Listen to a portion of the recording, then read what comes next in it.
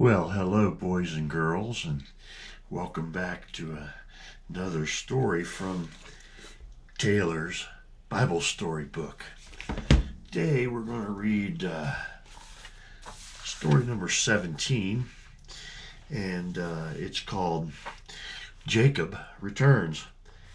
Jacob got ready to return home to Canaan to see his father and mother again after being away so many years. He put his wives and his children on camels, took everything that belonged to him, and he started back toward the land of Canaan, driving his sheep and goats ahead of him. Laban was away when Jacob left, for Jacob had kept it all a secret. But 3 days after Jacob was gone, someone told Laban about it. Laban quickly took off after him. He was angry, for he didn't want Jacob to go. But that night in a dream, God spoke to Laban, and he told him not to harm Jacob or even to speak roughly to him. It took 7 days for Laban to catch up with Jacob, for Jacob had gone a long way across a river and through a wide, lonely country to a mountain called Gilead. There Laban finally found him. He asked Jacob why he had gone away secretly, taking his daughters Rachel and Leah and their children, without letting him know, for he wanted to kiss them all goodbye before they left. Jacob said that he kept it a secret because he was afraid Laban wouldn't let Rachel and Leah go.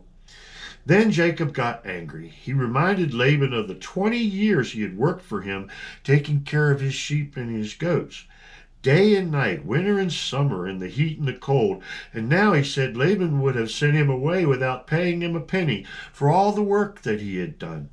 Laban replied, "Your wives are my daughter, and your children are my grandchildren. I would never harm them. Let's be friends and promise that we'll never hurt each other." Jacob agreed, and they made a huge pile of stones as a monument to remind them of their promise. If they were ever angry and came to harm each other, they would see that heap of stones, and remembering their promise, would go back home again. Jacob built an altar and offered up a sacrifice. Afterwards, he and Laban and the men who were with him all together camped together that night. Early the next morning, Laban kissed Rachel and Leah and their children goodbye, and he blessed them. He went back home and he never saw them again. As Jacob and his family traveled toward Canaan, some angels met them. Perhaps God sent them to help Jacob, for soon he would be coming to where his brother Esau lived. Esau might try to kill Jacob for stealing his birthright so long before. Jacob sent messengers to tell Esau about all that had happened during the 20 years that he had been away. He was afraid.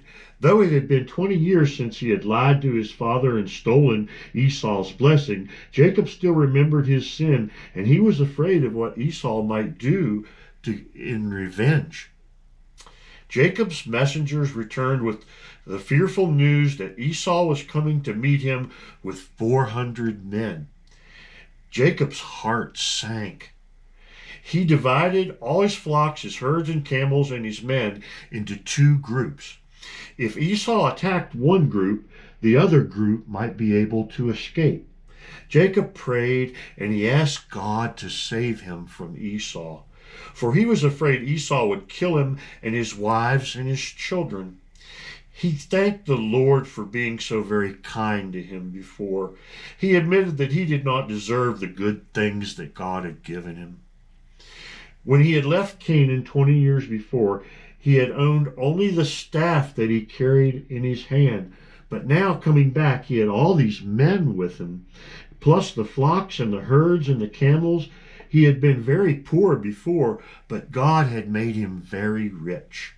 He was thankful, and he thanked God for this. The next morning he sent some of his cattle as a present to Esau, 220 goats, 220 sheep, 30 camels and their colts, 40 cows, 10 bulls, 20 donkeys, and 10 donkey colts. He didn't send them all together, but he put them into different flocks and sent the flocks one at a time. His idea was that Esau met the first flock. He would ask the man who was driving it, "Whose cattle are those and where are they going?" The man would say, "They are Jacob's, and he has sent them to you as a present."